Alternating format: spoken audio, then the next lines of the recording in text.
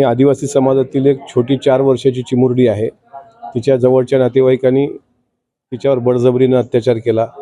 गाईला चारा आणण्याच्या निमित्तानं तो घेऊन गेला आणि 22 की 21 वर्षाचा जो हैवान नराधम आहे त्याने अक्षरशः तिच्या शरीराचे लचके तोडले।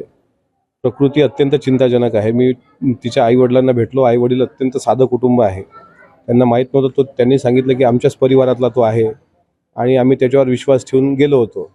पण 4 वर्षाच्या चिमुरडीचा जर आकांत आणि आक्रोश बघितला तर ती भयंकर आहे। म्हणजे मी शब्दाच्या पलीकडे ते सगळं म्हणजे मी काय बोलू शकत नाही, इतकी भयंकर परिस्थिती आहे।